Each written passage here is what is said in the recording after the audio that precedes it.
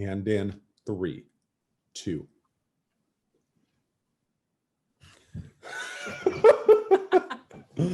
All right, so we are going to be sharing that we're going to be moving Regen to online gatherings only this week. And one of the things I wanted to talk to you guys about, Mrs. Banning and Mr. Mikulski, on behalf of your spouses and families, was about how you guys kind of created a little bit of a pod during the spring quarantine, because we were thinking that might be something that people would be interested in doing this time around. And so tell me about that experience. Randy. I think for some people, the thought of going to online only feels isolating and scary, but for us, it was a really rich season. You know, we would do church in our pajamas, so that already is like cozy and exciting. And you know, we would have Preston and Tessa over. They were quarantining, we were quarantining, so we were only really seeing each other. And it wasn't entertaining, or it was just fellowship. And you know, my kids would color on the floor while they were listening to the message, and every once in a while would ask a question. And I remember looking across my living room at Preston and Tessa on the other couch, you know, still 6 feet away, and just feeling like this is what family should be like, and feeling like this is like there's a richness and a depth here that is exciting and feels very like old church, like, you know, the biblical like church. And so, you know, we would have charcuterie, they would bring something, we'd have tea and coffee, and just kind of be able to really like talk about the service and talk about what God was doing in our lives, and connect in a deeper way than we even can on Sunday mornings, I think. Yeah, and to kind of speak on that too, you're really well spoken, Randy, so it's kind of hard to follow. But anyways, yeah, so it was just really nice for us because you know, just me and Tessa at home watching the service on Sundays, and like we enjoy the worship music and everything, and it was nice to sing along with other people in the room, and to just worship together. That was really special. And also, like Randy said, like it just felt like family, you know. We've always been close because we've known you for a while, but in that time where we were just kind of separated from everyone, it just was really nice to have a predictable pattern every Sunday of being with, you know, people that are also following Jesus and, you know, pursuing the same things that we are. And yeah, the charcuterie was really fun too. It gave us something to look forward to, and you always accommodated to our vegan diet, so that was really, really nice too. So, and your kids are a joy too.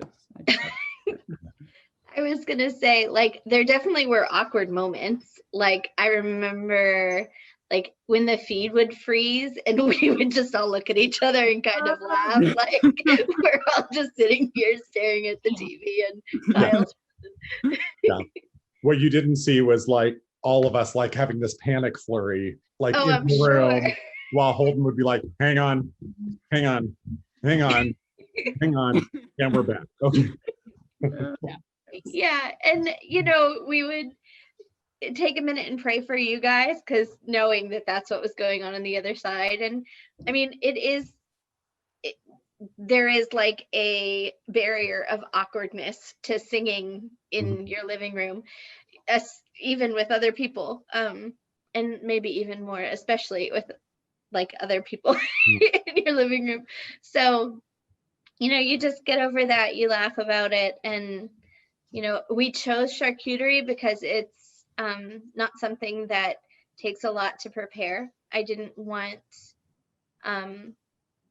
it to feel like a lot of pressure for anybody to have to like make a meal and host something. And, my kids were just my kids, just being wild and unruly and interrupting. And,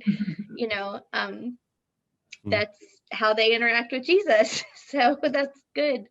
So it was all fun. Yeah, I think our heart in the season is that, we could see not being able to be in the same room as a loss. But I think there's an invitation here to be the scattered church in a different way, and to gather in smaller groups. And so our heart is really that that each part of our spiritual family would find another part of our spiritual family that they feel comfortable being together with, and that you would actually experience deeper community in this season than maybe you would do on a Sunday morning sometimes. And I think it's really great that Randy mentioned kind of those barriers, because I think that there can be a barrier of awkwardness. There can be a barrier of, for some of us, anxiety for interacting with other people in this season. There can be a barrier of not feeling ready to host, or I feel like you have to kind of, do this whole spread. And so I love what Randy said about it being just low key. You could do frozen pizzas if you want. You could do drive through McDonald's and eat McDonald's. Like, the point isn't to make it a big thing. The point is to really spend time together and to really grow together as you listen to the sermon, talk about it, as you worship together, and as you just really share life in a season where we can feel isolated.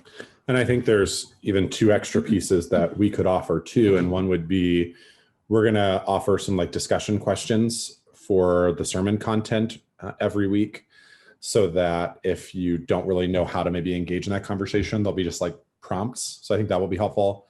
And the other thought I was having too was, just because you don't want to be physically together doesn't mean you can't pod anyway.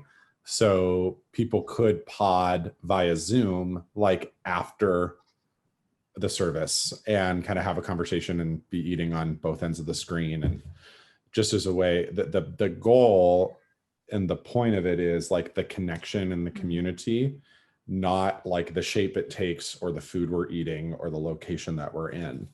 And so my hope was that like people in our church would gather. I mean, the reality is, even if we're supposed to be home, even if we're not gathering in person, we're still seeing people on a regular basis anyway. So just gathering with those people and doing what we're already kind of doing organically in a more organized way can be really a gift, I think, in this season. Yeah, so I think we just want to, go ahead, Preston.